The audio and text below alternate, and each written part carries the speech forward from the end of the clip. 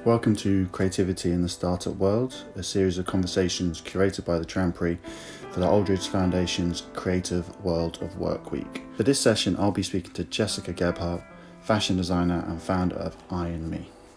Founded on the primary aim of delivering contemporary solutions for both men and women, I&Me London surpasses seasonal trends by developing garments to withstand the test of time.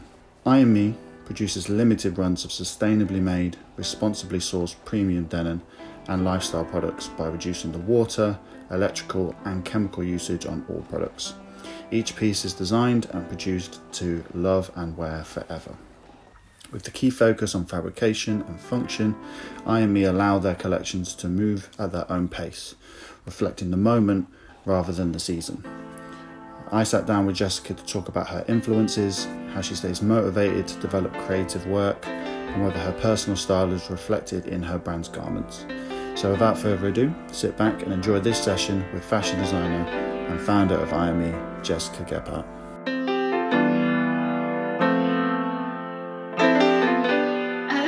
I guess people might have different answers to this. I personally don't have any background in drawing in terms of fashion designing. I did a graphic design degree, and then from that degree felt that I always wanted to go into the fashion industry. So then I moved up to London and did a year of work experience at various different places in different kind of departments of the companies as well. So I did worked at Days Confused magazine, at Miss 60, and then at Topshop in different departments. And then I ended up getting my job at Topshop in buying.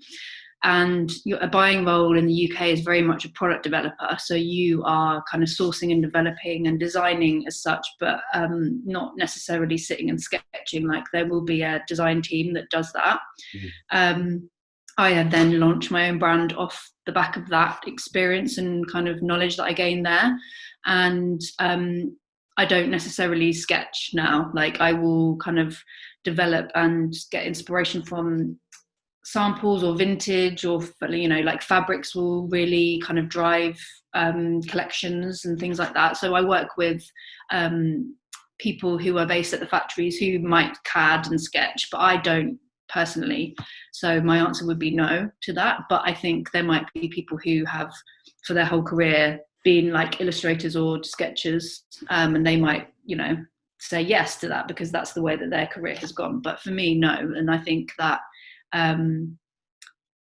just having more of an understanding of the production process is, you know, a wealth of knowledge in itself to be able to put a garment or a design into work.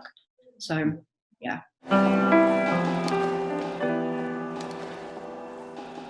I guess I design for me. Yeah, I design for the kind of person. In terms of my personal style, it is my wardrobe is built on kind of staples. I'm a real denim jersey person. I always have been, and that's what the brand is as well. Like wardrobe staples in kind of key fabrics. So yeah, I think I always let my tastes run away with my development, if that makes sense. So I mean, when you are a designer or working for a brand, you aren't necessarily the customer, and that's what makes you a good designer or a good buyer, like being able to design product but taking yourself away from the personal aspect of it. Like you have to be able to design for a different customer, and that's all about knowing your customer really well and your industry and competitors and things like that. So you do have to be able to take yourself away from it. But for me and my brand, it is very much about what I like.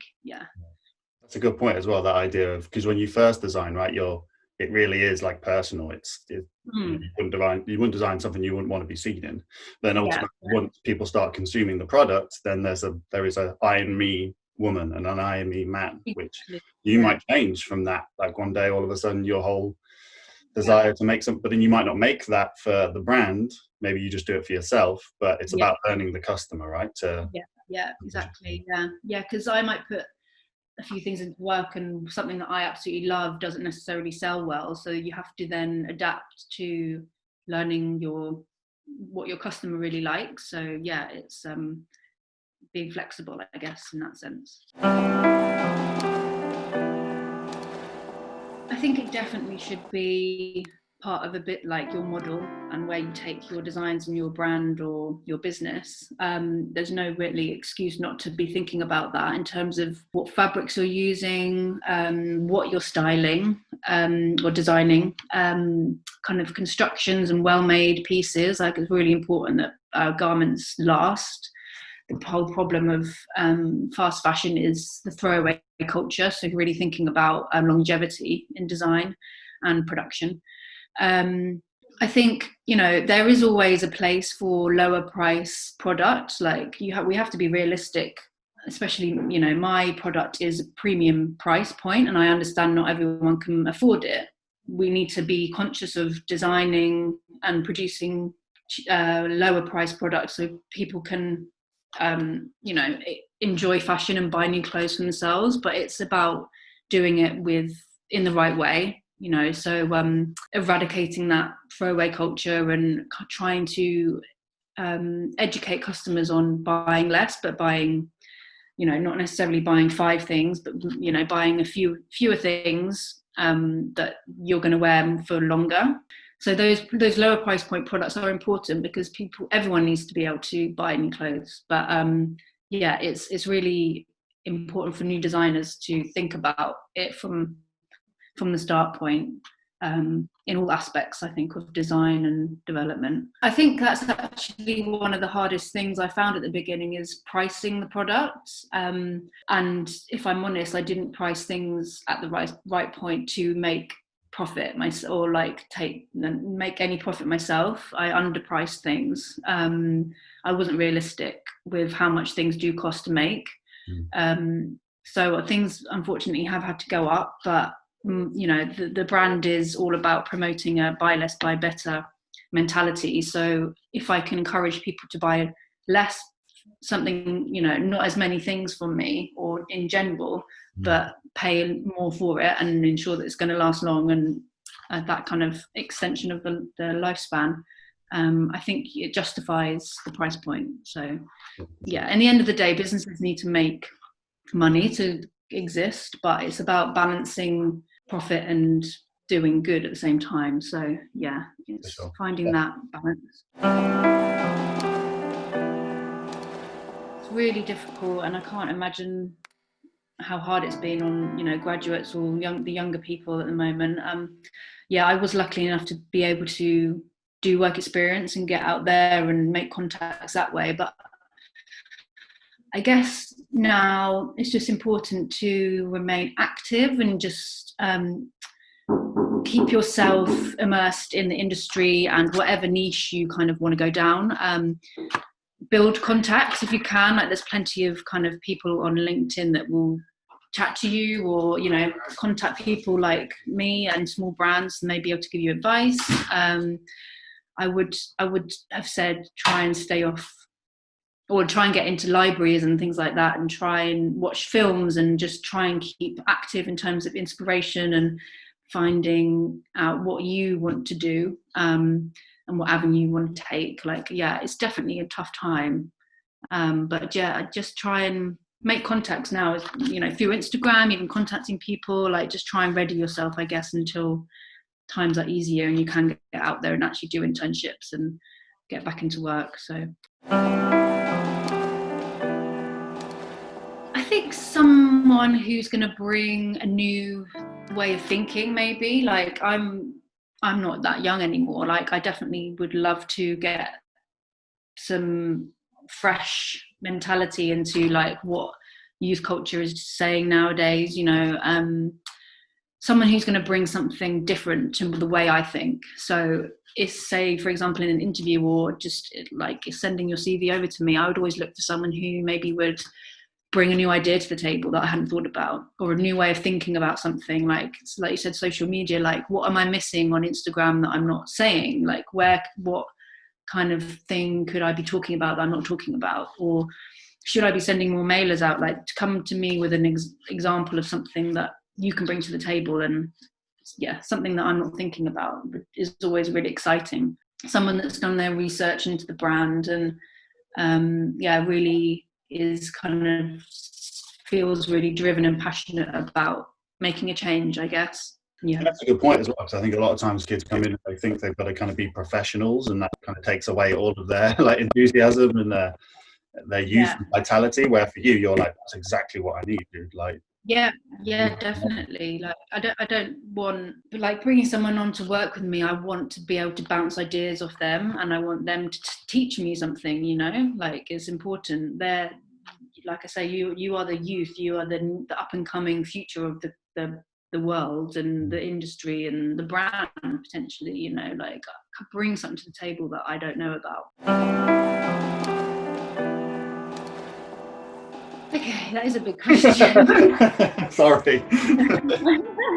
Gosh, I guess it can mean so many things. It just means, on a personal level, it's very much about yourself, I guess, and what I am into. Like, I travel a lot, and that keeps me very inspired and creative, or pre-coronavirus.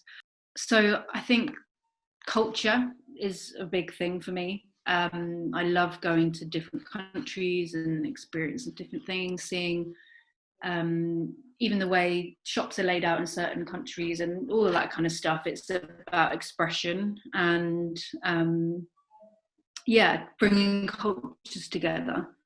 I think that's what I find. That's how I would explain creativity. I think people are naturally creative in a sense. There's people that seem more than others, but I mean, self-expression is, that's, everyone can do that, and in their own way. I was listening to the Arsene Wenger Desert Island Discs yesterday, and he was talking about football as being creative and our creative art form and an expression, and it's the same in sports. It's a form of a way of thinking and mindfulness, and, yeah, I think it was all interlinked. I think, yeah, there's certainly people who are born with it in a sense, but I don't think anyone can't be, everyone can be creative in a way. I'm interested to see how brands who do work to seasonal calendars are gonna produce the next collections. So it'll be interesting to see the big houses and how they've, worked and produced it and come up with something, big and new, because I'm really struggling. And I guess I've tried to stay active in terms of, just keeping up to date with what's going on, going to local antique markets, finding inspiration through that. Yeah, and just trying to read and just stay active. I think that's the best that I've been able to do. Yeah, because even not being able to visit factories and things like that, it's been really hard in terms of production and, just keeping the business going. So then to find inspiration for a new collection, it's kind of almost hitting a brick wall in terms of inspiration. But yeah, it's tough, but I'm trying my best. It's just trying to stay active really with it. I'm just trying to feed from anywhere I can. So, and over the years, have you found yourself being kinder on yourself when, inspiration doesn't strike? I often find in the early years, you really beat yourself up if you can't just on command come up with something. yeah.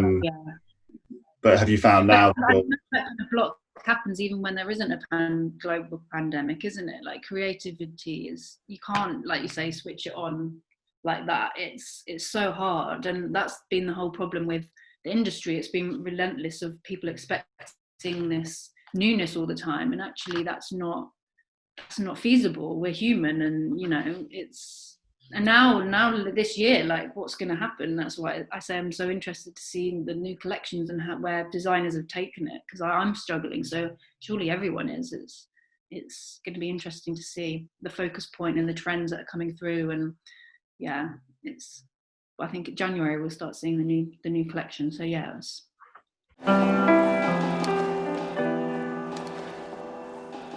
I think when I'm designing a collection, I'm thinking about the lookbook and the look and the feel of the collection. So how it will, be relayed onto social media and the website. But at the beginning, I think I wasn't realistic. I, felt like I had to do everything. So I mean, to be fair, I still do most of the things, but like I don't have the time to design the website pages. So I have a graphic designer that I work with. So it's important for me to actually take a step back and focus on what my skills are as a brand founder, and that is the development of the product. So I need support from a web builder. I need support from the graphic designer. I need support from the photographer. Like I have the vision of it visually, but it's about I guess being a producer as well. So bringing in all the people to make that come together. Yeah. And is that something was that an easy thing to let go? Like, because if you say in the beginning you were kind of like, oh, I could do it all, but it's not realistic. Was it hard to relinquish that? I think so. And I think, yeah, I did find it hard, but I think it was more, I had to let go of things. And it's, I'm always going to be very on top of managing it. I want to make sure it's done right, but you have to trust people as well. They're experts. So it's allowing that distance, but just having, just keeping an eye on it, just to, to make sure it remains on brand.